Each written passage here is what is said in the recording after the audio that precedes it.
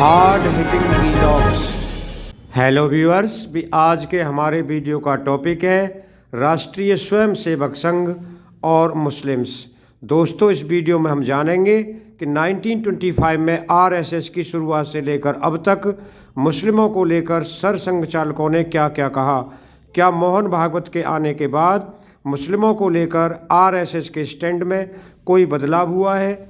दोस्तों, आरएसएस के सरसंघ चालक मोहन भागवत ने 11 जनवरी 2023 को ऑर्गेनाइजर पत्रिका को दिए गए इंटरव्यू में ये बात कही थी। कोट, इस्लाम को देश में कोई खतरा नहीं है, लेकिन उसे हम बड़े हैं का भाव छोड़ना पड़ेगा। दोस्तों, इससे पहले 2 जून 2022 को भागवत ने कहा था कि हमें रोज़ मस्जिद में शिवलिंग क्यों देखना है। 6 सितंबर 2021 को कहा था कि हिंदू और मुस्लिम एक ही वंश के हैं। 4 जुलाई 2021 को कहा था अगर कोई हिंदू कहता है कि मुसलमान यहाँ नहीं रह सकता तो वह हिंदू नहीं है। मोहन भागवत के इन बयानों से मुस्लिमों को लेकर आरएसएस के रुख में नरमी की बात पर चर्चा हो रही है। दोस्तों, भारत के मुस्लिम को क्या कहा था सरसंघ चालक हेडगेवार ने? 1925 से लेकर 1940 तक आरएसएस प्रमुख रहे हेडगेवार के बयान का एक हिस्सा देख लीजिए। दोस्तों, उन्होंने कहा था, कोट, खिलाफत आंदोलन के दौरान हिंदू मुस्लिम भाई भाई का नारा भले ही आकाश में गूंज रहा हो, लेकिन हकीकत में इसकी संभावना कम हो रही है। इसकी वजह है कि खिलाफत आंदोलन में भाग लेने वाले मुस्लिमों ने अपनी मातृभूमि से अधिक अपने धर्म के प्रति वफादारी दिखाई है। अनकोट। केशव राम बलराम हेडगेवार की जीवनी लिखने वाले सीपी भिस्कर के मुताबिक हेडगेवार मुस्लिमों को यवन सर्प कहते थे। यह शब्द राष्ट्र विरोधी विदेशियों के लिए इस्तेमाल किया जाता था।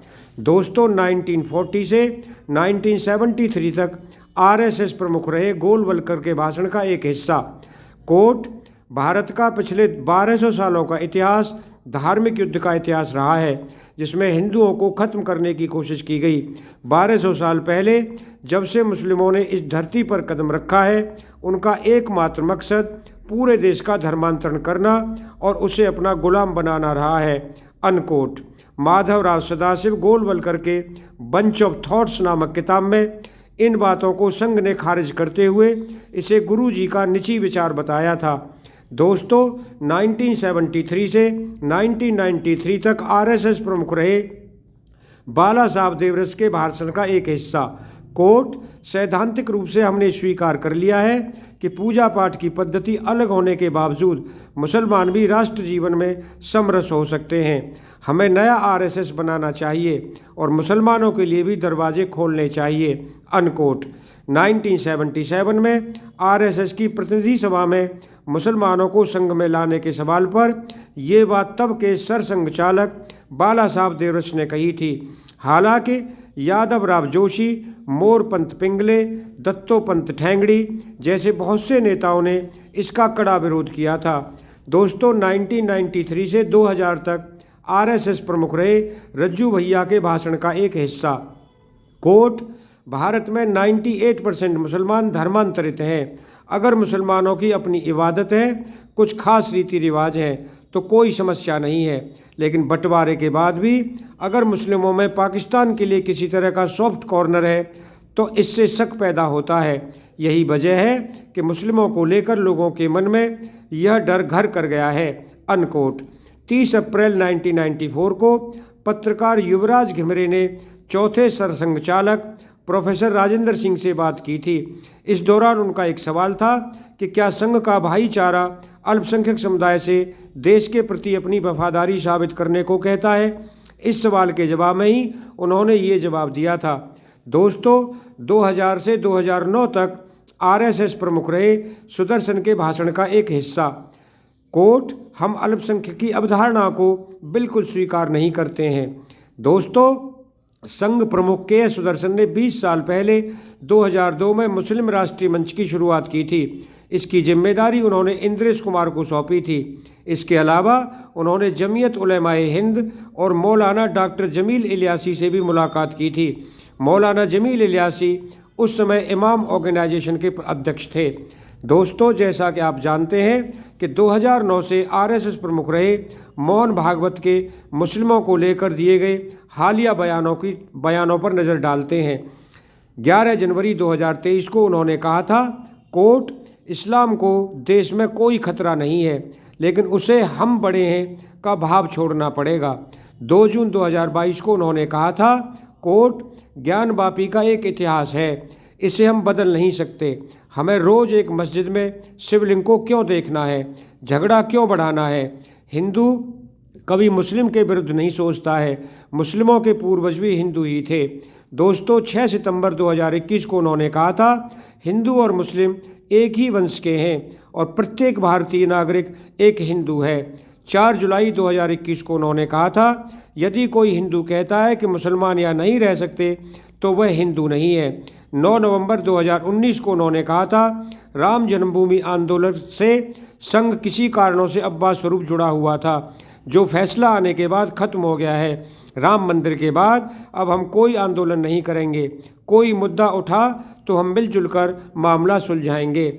दोस्तों, राज्यसभा सांसद और संघ विचारक राकेश सिन्हा के मुताबिक आरएसएस का मुस्लिमों को लेकर हमेशा एक जैसा रुख रहा है। भागवत ने अपने बयान में हेडगेवार और संघ की मूल भावना की प्रगतिशील व्याख्या की है। राकेश सिन्हा मोहन भागवत के बयान के 2 माने बताते हैं। पहला, संघ मुस्लिम समाज का विरोध नहीं करता। दूसरा, एक धर्म को मजबूत करने वाले कट्टर लोगों को कठोर जवाब मिला है।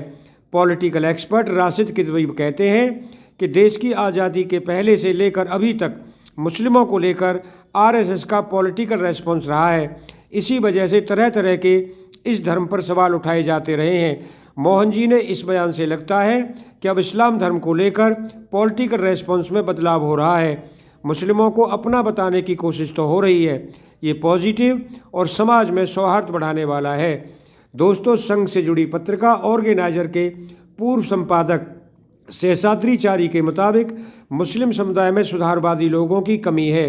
जो थोड़े बहुत उदार लोग हैं उन्हें कट्टर लोग दबा देते हैं। ऐसे में संघ प्रमुख का मुस्लिम समुदाय के बड़े नेताओं से मुलाकात करना राष्ट्रीय हित और दोनों समुदायों के बीच अधिक समझ और सहयोग का माहौल तैयार करेगी। दोस्तों, पत्रकार और लेखक विवेक देशपांडे एक आर्टिकल में मुस्लिमों के प्रति मोहन भागवत के रुख के 3 मायने बताते हैं।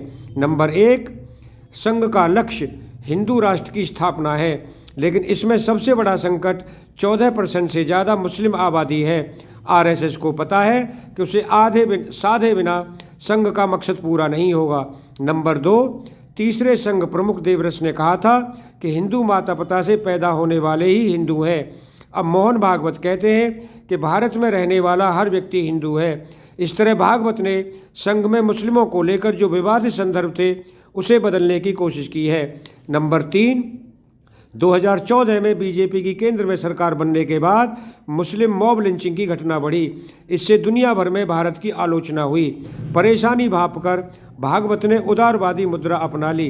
दोस्तों, जैसा कि आप जानते हैं कि अगर आपको ये वीडियो पसंद आया हो तो चैनल को सब्सक्राइब करें, वीडियो को लाइक करें, ज़्यादा शेयर करें। आप लोगों का बहुत बहुत धन्यवाद। Thank you very much.